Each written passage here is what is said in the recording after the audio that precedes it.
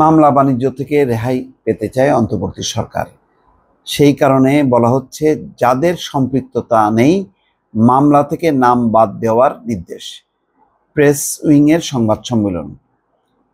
Press উইংয়ে আয়োজিত সংবাদ সম্মেলনে সাংবাদিকদের প্রশ্নের জবাব দেন প্রেস সচিব শফিকুল আলম। এটা খুবই গুরুত্বপূর্ণ। কয়েকদিন থেকেই আমরা বলছি যে জমজমাট মামলা বাণিজ্য চলছে এবং দুঃখজনক হচ্ছে গণ অভ্যুত্থানে যারা আহত হয়েছে, নিহত হয়েছে, তাদের নামে মামলা করা হচ্ছে। প্রথম ৫-৭ জন একদম হয়তো নানাভাবে যুক্ত, যেমন তার মধ্যে প্রথমেই আসে স্বরাষ্ট্রমন্ত্রী শেখ হাসিনা, ওবায়দুল কাদের।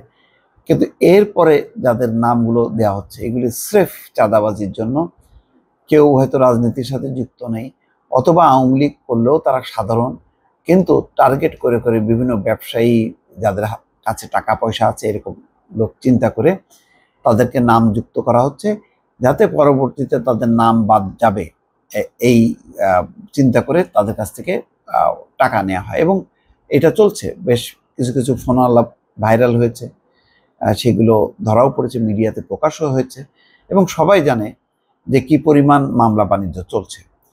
তো এই ঘটনাটার প্রেক্ষিতে এই প্রশ্নটা সামনে এসছে এবং সংবাদ সম্মেলনে অন্তর্বর্তী সরকারের মেয়াদ নিয়ে উপদেষ্টাদের বক্তব্য, সাংবাদিকদের প্রেস অ্যাক্রিডিটেশন কার্ড বাতিল সহ নানা বিষয়ে প্রশ্নের জবাব দেন প্রেস উইং।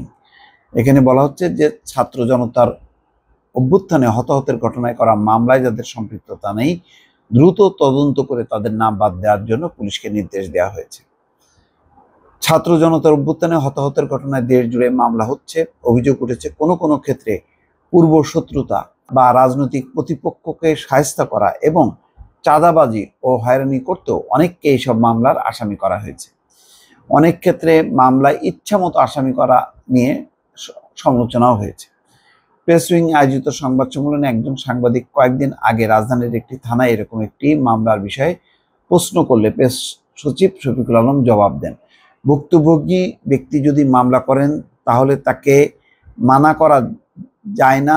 উল্লেখ করে প্রেস সচিব বলেন, যাদের বিরুদ্ধে কোনো প্রমাণ নেই দ্রুত তদন্ত করে তাদের নাম বাদ দিতে বলা হয়েছে। পুলিশকে এই বিষয়ে সুনির্দিষ্ট নির্দেশ দেওয়া হয়েছে।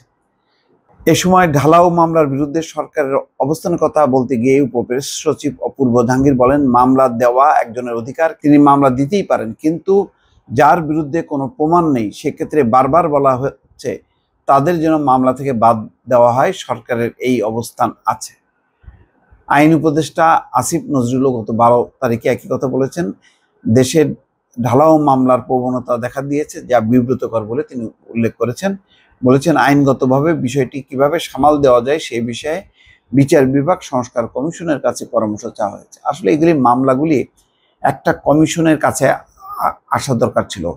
প্রথমে কমিশনের কাছে আসলে কমিশন এগুলি যাচাই বাছাই করে তারপরে এগুলি সংশ্লিষ্ট থানায় পাঠানো দরকার ছিল। এই যে প্রতিটা থানায় যে মামলা করার যেই ক্ষমতা দেয়া হয়েছে, এর ফলে স্থানীয় ওই পুলিশ, ওই লোকাল টাউট বাটপার রাজনীতিকরা মিলেমিশে বিভিন্ন জনকে ফাঁসানোর জন্য এই কাজগুলি করছে এবং বহু অভিযোগ, হয়তো সেই পুরো ইনভেস্টিগেশনগুলো গণমাধ্যমে আসছে না, কিন্তু বিচ্ছিন্নভাবে যেগুলি পাওয়া যাচ্ছে তার থেকে ধারণা করা যায় যে রীতিমতো মামলা বাণিজ্যের জন্যই এই সমস্তগুলো করা হচ্ছে। তো এইগুলো পুলিশকে বলা হলে পুলিশ সেইগুলি প্রতিপালন করবে কিভাবে, আদৌ করবে কিনা, এটা যদি একান্তই পুলিশের উপর ছেড়ে দেওয়া হয় সেটাও আমার ধারণা যে এটা সঠিক হবে না।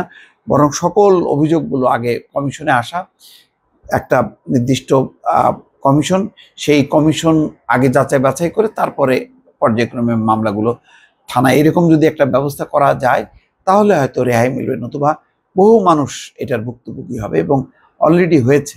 এ ব্যাপারে কোনো সন্দেহ নেই। দর্শক ভালো থাকবেন। আল্লাহ হাফেজ।